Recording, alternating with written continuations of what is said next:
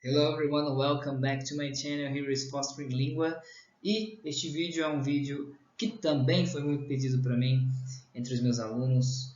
Na verdade, a função que este vídeo tende a responder não é bem uma questão que os alunos têm, mas uma necessidade que eu vejo acontecer com os meus alunos e fora dos meus alunos, com um círculo de pessoas com o qual convivo, em qualquer língua que for. É um problema, mais um problema de didática do que um problema linguístico de verdade. É o seguinte, como você pode ver no meu título, o que é que trava a pessoa a falar inglês? Normalmente quando um aluno chega pra gente, nos níveis mais básicos, ele costuma falar, eu não tenho vocabulário. Mesmo sendo um brasileiro, e a maioria dos brasileiros, tendo feito inglês na escola, ou basicamente participado um pouco do inglês na vida, no mínimo sabe 10 palavras. Então ele sabe uma coisa básica de inglês e consegue falar uma coisa básica assim. Mas por que a pessoa então trava ou não consegue falar? Normalmente a culpa recai sobre eu não entendo inglês, eu não sei a palavra, me falta vocabulário. E este problema é o que hoje eu quero sanar. Na verdade, eu quero modificar em vocês a forma que você atua para aprender inglês e daí então modificar, né, o resultado que você vai ter na língua do inglês. Primeiramente, como é que a gente aprende no Brasil? De forma geral, o Brasil herdou essa ideia estruturalista. É uma ideia da gramática normativa, que existe a regra certa e a regra errada. Ou existe assim, é assim que você tem que falar, é assim que você tem que conjugar o verbo, é assim que se fala e tudo mais. Essa gramática é uma gramática fixa, uma gramática que não aceita a fala em si, e você tende a memorizar, você tende a ficar memorizando os pronomes, pronomes oblíquos, os verbos transitivos, intransitivos, os advérbios de modo, de tempo, de espaço, e assim vai. O que é o problema disso? Claro que aprender a estrutura da língua não é um problema. O problema é que quando você vai para a língua estrangeira, nós criamos um vício da língua, do jeito de aprender a língua materna nessa língua estrangeira. Qual é o maior vício? Quando você está jovem, você aprendeu a língua português sem precisar da escola. E a escola veio para aprimorá-la e decodificá-la. Que palavra difícil. Você sabia falar eu quero comer antes de ir para a escola. E na escola você aprendeu o que significava a letra E. Você não sabia nem a letra E, mas já sabia falar eu quero comer. Esse é o ponto que quando você vai aprender o inglês, falta. E cria uma mentalidade muito errônea na forma de aprender a língua. Qual é o problema maior? Palavras sem conexão. Você aprende a palavra yellow, church, fast, hamburger. Todas as palavras soltas. Essas palavras não têm interatividade nenhuma. O significado delas é nenhum, é literalmente tradução.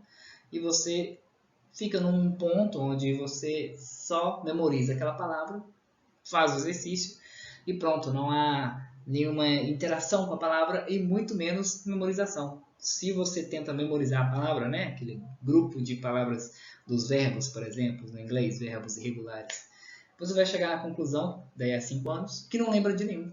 Por quê? Porque ele não foi usado, na verdade. Ele foi só decorado. Esse pecado de pensarmos a estrutura da língua estrangeira, que tem que ser aprendido igual a gente aprende na escola, ou seja, regras, cria esse problema. O maior problema é que você se entope de coisas, mas não produz nada. O que realmente deveria acontecer? O que eu acho, meu estudo me levou a pensar, e o que eu experienciei. Então isso aqui é realmente meio que um depoimento até.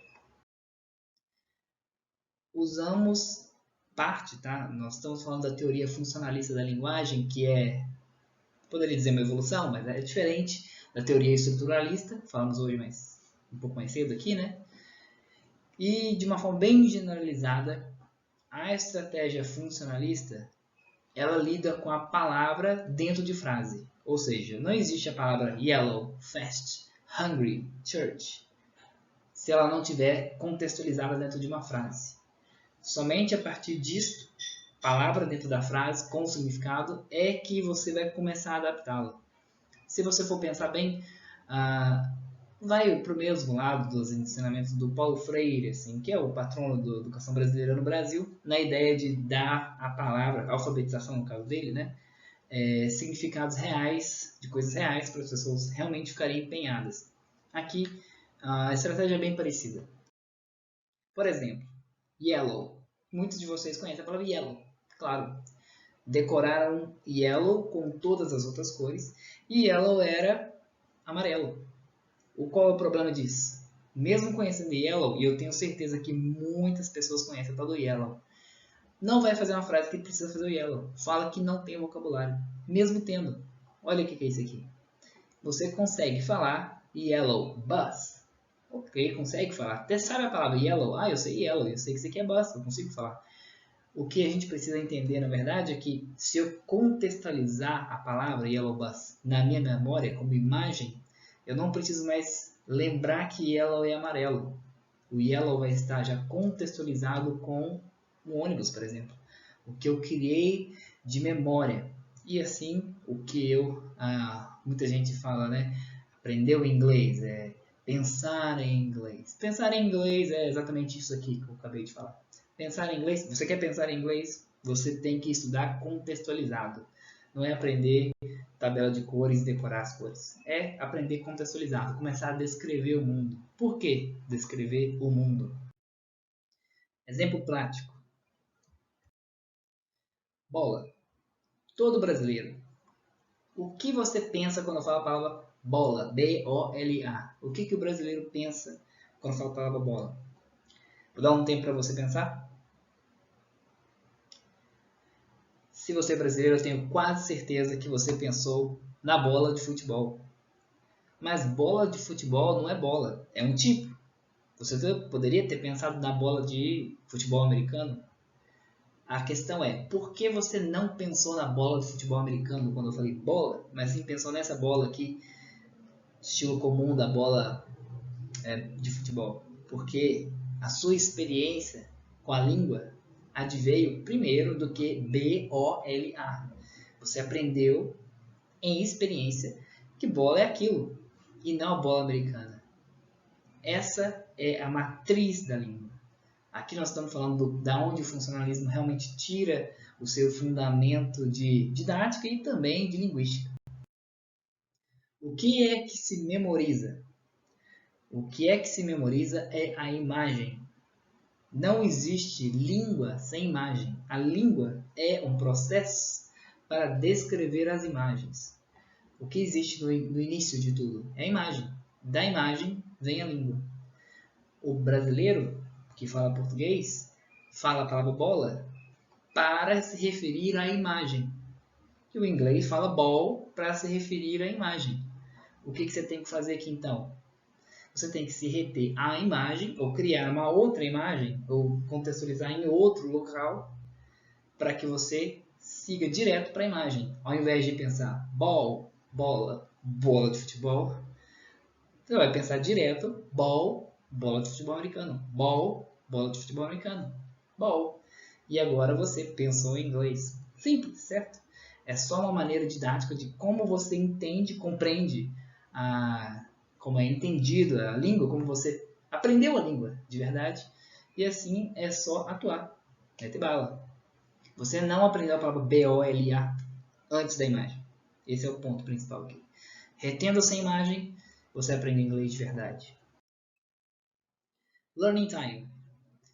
Eu quis colocar para vocês aqui algumas palavras que eu acredito que os brasileiros não conheçam, somente com uma imagem. Ao invés de procurar no dicionário a tradução da palavra corel, você vai se atentar à imagem que está representando o que significa corel. Eu procurei no Google Imagens, corel, peguei uma imagem dentro do Google Imagens. Essa imagem que está aqui representa corel.